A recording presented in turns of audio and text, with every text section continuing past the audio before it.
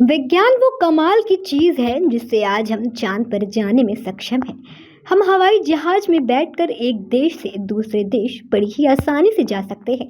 लेकिन आपने कभी सोचा है कि विज्ञान की उत्पत्ति हुई कैसे? क्या विज्ञान की उत्पत्ति वेदों से हुई है?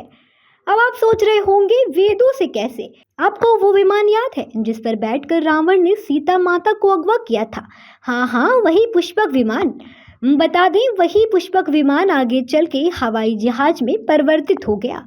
सिर्फ हवाई जहाज ही नहीं, हिंदू धर्म में ऐसी कई चीज़ें हैं जिनसे ये अंदाज़ा लगाया जा सकता है कि विज्ञान की उत्पत्ति वेदों से ही हुई है। आज हम आपको इस वीडियो में बताने जा रहे हैं कि सिर्फ हवाई जहाज ही नहीं, टाइम मशीन भी सनातन धर्म से जुड़ी हुई है। रामायण या फिर हिंदू धर्म ग्रंथों पर यकीन न करने वाले लोग पुष्पक विमान की थ्योरी को गलत बताते हैं, क्योंकि उनका कहना था कि कोई चीज़ हवा में कैसे उड़ सकती है। इसी तरह राम नाम का पत्थर, जिसे राम सेतु के निर्माण में इस्तेमाल किया गया था, जो समुद्र में तैरने लगा था, और हनुमान जी के संजीवनी पर्वत उठाने और हर घटनाक्रम पर सवाल खड़ा करते हैं, जबकि उनके सामने आज भी सारे सबूत जीवन तौर पर देखे जा सकते हैं। आज के समय में कई जहाज हैं, ड्रोन का आविष्कार किया जा चुका है, लेकिन इस तरह की टेक्नोलॉजी आज से हजारों साल पहले सनातन धर्म का हिस्सा हुआ करती थी। उसका एक उदाहरण है पुष्पक विमान। बता दें, मंत्र उच्चारण से वो विमान हवा में उड़ता था और लंबी दूरी तय करता था। इसी तरह सनातन धर्म में अलग अलग तरह के हथियार और औजार इस्तेमाल किए जाते थे, जिसे युद्ध में इस्तेमाल किया जाता था। बता दें, आज के समय में वैज्ञानिक दिमाग को पढ़ने या फिर टेलीपैथी जैसी प्रक्रियाओं पर रिसर्च कर रहे हैं, जबकि सनातन धर्म में इस तरह की प्रक्रियाओं का इस्तेमाल रोजाना किया जाता था। वहीं गुरुकुल में पढ़ने वाले छात्रों को इंद्रियों का ज्ञान दिया जाता था। बता दें, इंसान के शरीर में मौजूद इंद्रियां किसी भी घटना के घटने से पहले महसूस करने की क्षमता रखती हैं, जबकि कई बार इन इंद्रियों की मदद से इंसान पास्ट और फ्यूचर में घटने वाली घटनाओं को देख और सुन सकता है।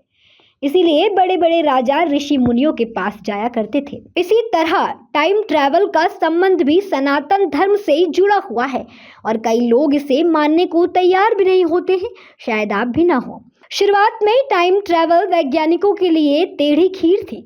इसलिए जब 1895 में इंग्लैंड के मशहूर राइटर हर्बर्ट जॉर्ज वेल्स ने द टाइम मशीन नाम की किताब लिखी, तो इस टॉपिक को लेकर पूरे यूरोप में हलचल मच गई। किताब को पढ़ने वाले लोगों का कहना था कि टाइम मशीन या फिर टाइम ट्रैवल राइटर्स की कोरी कल्पना है।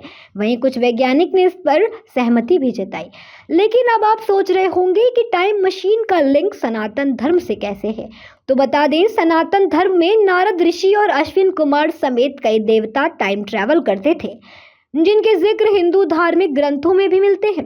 बता दें, कुछ ऋषि मुनियों के पास टाइम ट्रैवल करने की क्षमता थी, जो एक युग से दूसरे युग में जाते थे। हिंदू धर्म में टेस्ट ट्यूब बेबी का जिक्र भी है, जो कि महाभारत से जुड़ा हुआ है। कहा जाता है कि गंधारी की गर्भ अवस्था के बीच एक मांस का टुकड़ा गिरा था। फिर ऋषि व्यास ने उस मांस के टुकड़े को 101 टुकड़ों में विभाजित किया और प्रत्येक टुकड़ों को अलग अलग घी से भरे घड़ों में रखा था।